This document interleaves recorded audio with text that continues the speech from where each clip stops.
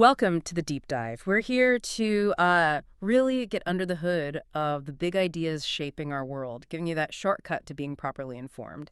Today, we're tracing something fundamental: money. Its journey, really, from, solid gold Right. to the digital stuff we use now.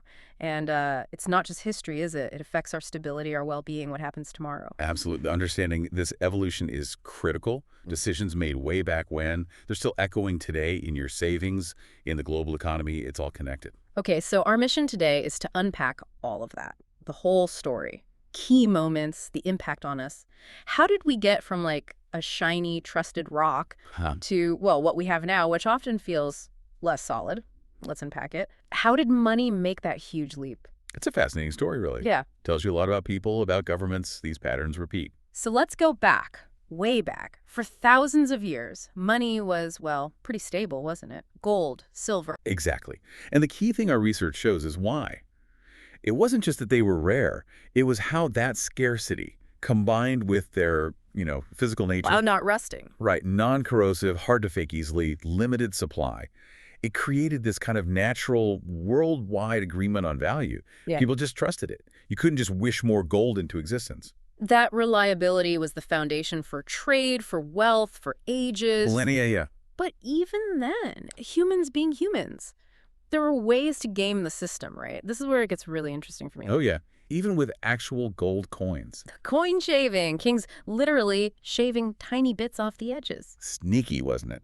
Not No. quite counterfeiting, but definitely a way to stretch the treasury.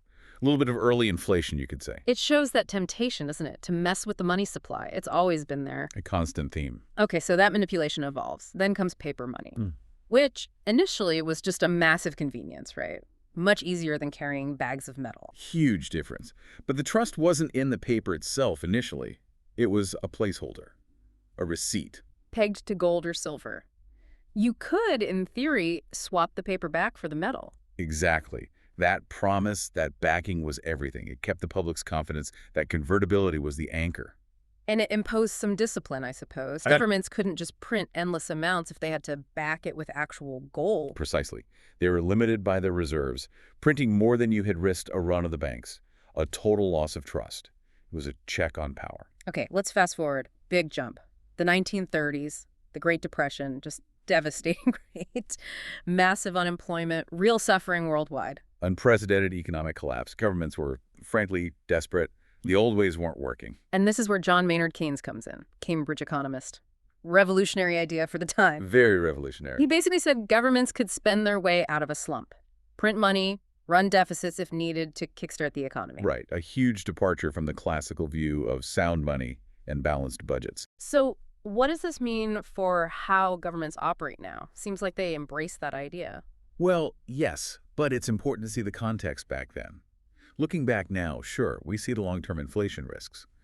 But Keynes wasn't just saying, hey, governments print money because it's fun. Okay. No, I mean, faced with that level of collapse, the human suffering, they were in totally uncharted territory. Classical economics didn't have an answer for what was happening. Right, the liquidity trap. Exactly.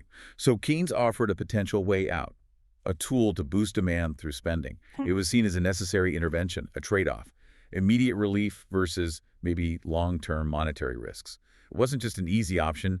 It was arguably a pragmatic response to an existential crisis. That's a fair point, acknowledging the sheer desperation of the time. Yeah. But that door, once opened. It's hard to close again, very hard. Which brings us straight to 1971, a massive date. President Nixon takes the U.S. dollar completely off the gold standard, just Yeah. unilaterally. Yeah, shock to the system. And the immediate trigger, our research suggests, was funding the Vietnam War. The gold standard was getting in the way of spending needs. Severing that link gave the U.S. government huge flexibility to create more dollars, since the whole world was kind of reliant on the dollar by then. It changed everything. It really did. That was the last sort of tangible anchor for the whole global financial system. Even if convertibility wasn't always used, the promise was a form of discipline. And when that link broke. The world basically entered, as our sources put it, a massive inflation cycle. The ability to create money without that physical backing. Well, it became the norm. The Bretton Woods system collapsed. Floating exchange rates. Much more power to central banks. Okay, let's talk about the impact on regular people. Us. You mentioned inflation. How does that actually work? I like this analogy. Ah, the well analogy. Yeah. So your savings are like a well, right, full of potent, valuable water from a spring. When the government prints more money without new wealth being created, new goods, new services, it's like pouring extra water into the well, but water that isn't from the spring.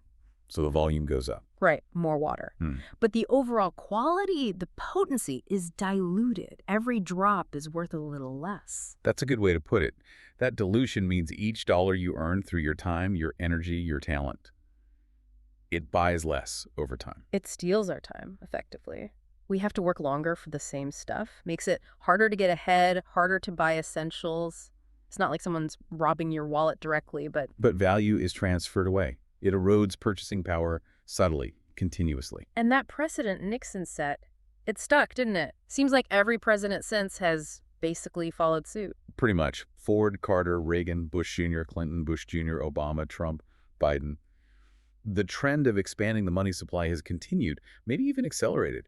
It's almost become the default, regardless of who's in charge. And it's not just the U.S. Oh, absolutely not. This philosophy, creating currency without direct backing from work or energy or tangible assets, it's been adopted by central banks globally. Why? What's the argument for it? Flexibility, mostly. The idea is you need that leeway to manage economies, fight recessions, fund public services, respond to crises like, pandemics. Proponents argue a rigid gold standard just wouldn't work in today's complex world. But the downside? The downside is when that discipline isn't maintained. And we see the results starkly in some places. Hyperinflation. Exactly. Hmm. Our sources list quite a few devastating examples. Venezuela, Zimbabwe, Lebanon. Turkey, Argentina, Sudan, Syria, Iran, Ethiopia. The list goes on. And these aren't just numbers. This is people's life savings vanishing. Basic goods becoming unaffordable hour by hour. Society itself starts to break down when trust in money collapses. It really shows how vital that stable monetary system is, like that financial anchor you mentioned. Without it. Economies just drift into chaos. It's a daily fight for survival for millions. So the really big question then, where does this all lead? How does this cycle end? Does it just keep going? Well, history might give us a clue. When people completely lose faith in one form of money, they don't just stop using money altogether. Right. They look for something else. Instinctively, yeah. Something scarce, something reliable as a store of value. We might see a kind of natural default towards stability, just like humans did 3,000 years ago when they gravitated towards gold. The need for reliable money drives it. And in our time, the digital age, what might that stable alternative look like? This is where things get really interesting. Our research points towards Bitcoin as potentially a kind of digital gold. Digital gold. Yeah, it has that core feature of fixed, verifiable scarcity, like gold, but it exists entirely digitally. So it's presented as a possible modern answer to that ancient search for sound, disciplined money. A digital solution for a globalized world. It's definitely a thought-provoking idea. It is a potential path. Wow. Okay, what an incredible arc we've covered. From the almost organic stability of gold, through the invention of paper money, the theories of Keynes, the Nixon shock, the era of fiat currency and its challenges. Big shifts. And now looking at potential digital futures. It really makes you think about these invisible systems that govern so much of our lives. Understanding them is empowering, I think. Definitely. So maybe here's a final thought for everyone listening. If money keeps changing and its stability really impacts our freedom and future, what responsibility do we as individuals have to understand it, maybe even influence it in this increasingly digital world? A good question to ponder. That's it for this deep dive. Hope you found this valuable. If you did, please do follow, like, and share the podcast. It really helps. And if you want to explore the space more, you can follow What Bitcoin Taught Me on Twitter, X, Nostr, Bluesky, Threads, Instagram, Facebook, and LinkedIn. Lots of places. Until next time.